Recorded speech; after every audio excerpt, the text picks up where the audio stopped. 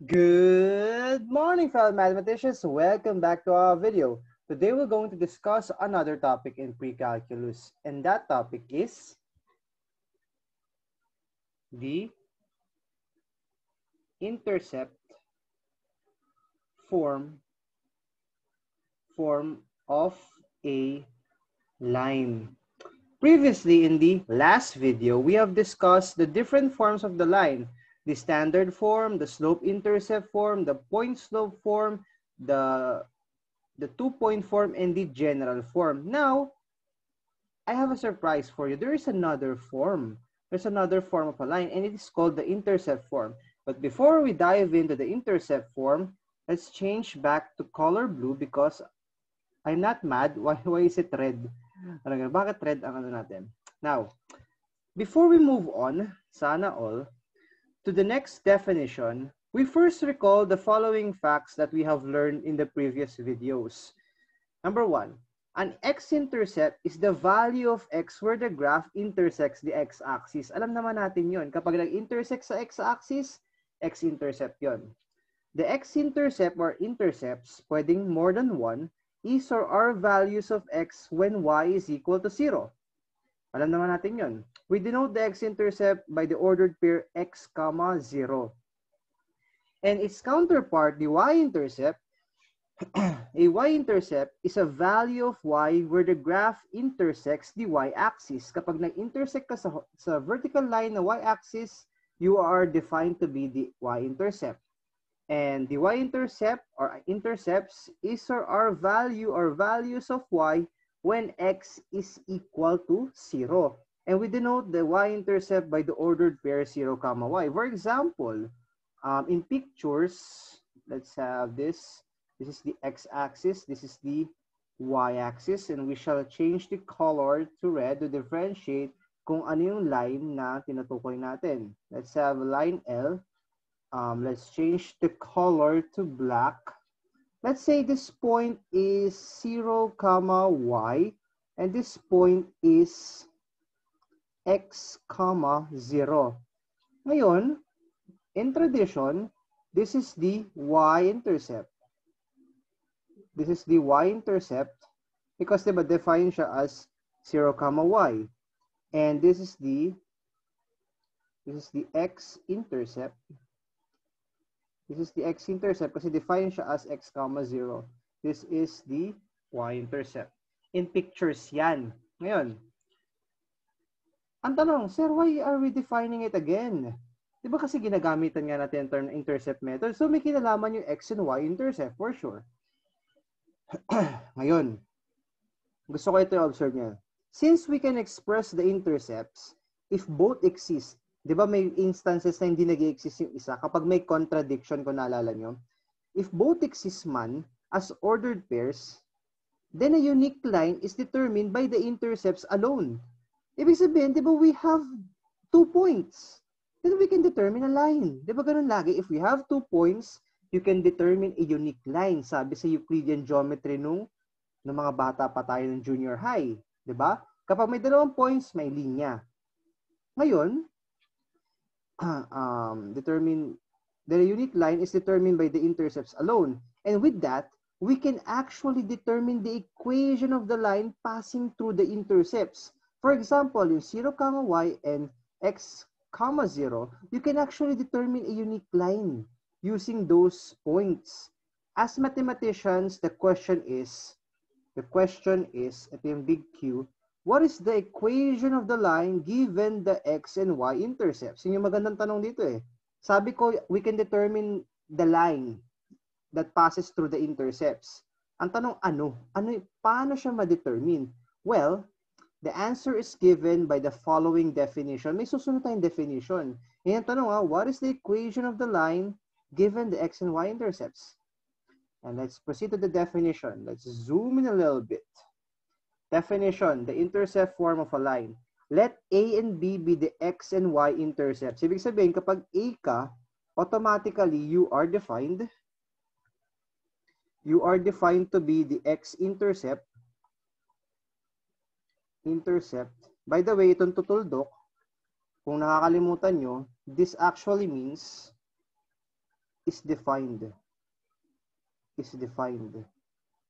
Kung naalala nyo man yung orientation na pag kinuwento ko yan, ibig sabihin, dinidefine mo siya. Ngayon, yung kapag nakakita ka naman ng B, it is defined as y-intercept. Diba naalala nyo yung slope-intercept form, y equals mx plus b? Yan yung dahilan kung bakit b yung y-intercept. Ngayon, let A and B be the x and y intercepts of a line in R2. Ano yung R2? The Cartesian plane, di ba? Respectively. Ayun yun. The intercept form of the equation of a line is given by x over A plus y over B is equal to positive 1. So, ibig sabihin, kanina, ito yung ano natin, ito, x, y, tapos magkakaroon tayo ng line na red. Let's say ito yon. As let's change to color black.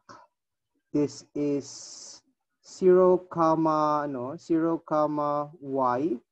This is, let's say, x, 0. Dinedefine mo siya as b. Y is equal to b.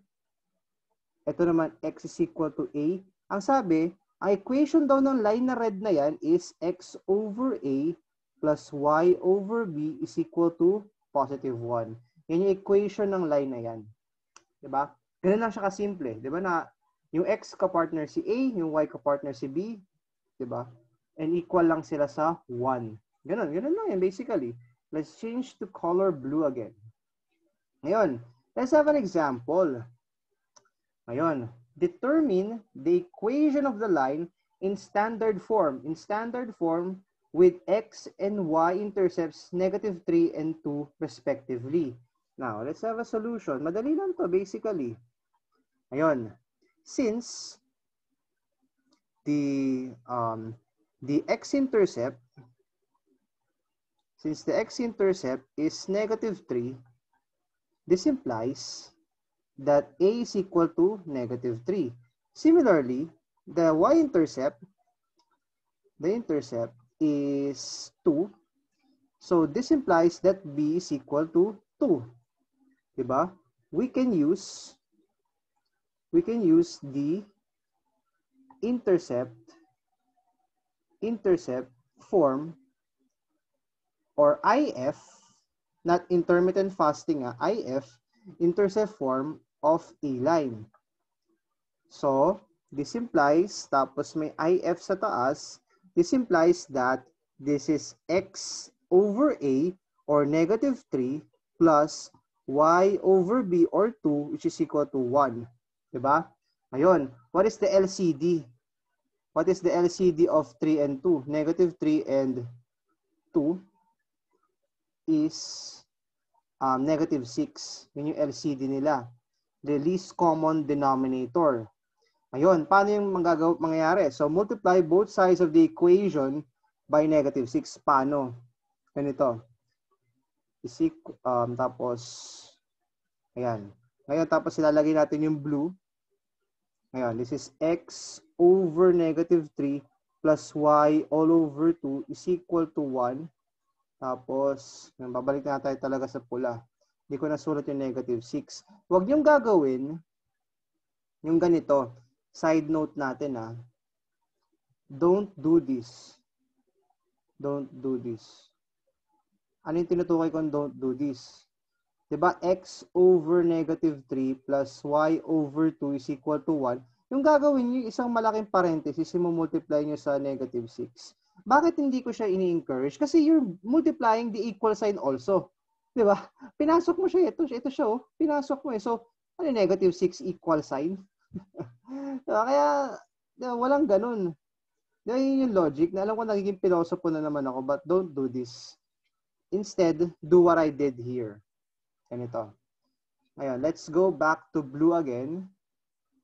Ngayon, so, minultiply mo both sides by negative 6. So, negative 6, ito magiging 2x plus, ito, negative, this is plus negative 3y is equal to negative 6 or 2x minus 3y is equal to negative 6. Tama ba? So, this is the standard form. Ano ba hiningi sa problem? Write in standard form. Kung gusto mo lang isulat in general form, we have to add 6 to both sides. Magiging plus 6 is equal to 0. And this is the general form. I don't have to put it in slope-intercept form. Ang mahalaga, we have written it in the standard form as in the problem. Ito lang yung i-rectangle ko kasi yan yung hinihingi ng problem. And that's it, guys. Ganun lang kadali. Yung gamitin yung intercept form. Now, I hope you learned something today. I hope that you have appreciated another additional form of a line. It is the intercept form. Yun yung gagamitin kapag given yung x and y intercepts. You don't have to use the 2-point form. You don't have to use the point slope formula, etc. You just have to use the intercept form. And in the next video, we'll be discussing parallel and perpendicular lines. And see you again next video, mathematicians, and keep safe. Have a good night. Good night, mathematicians.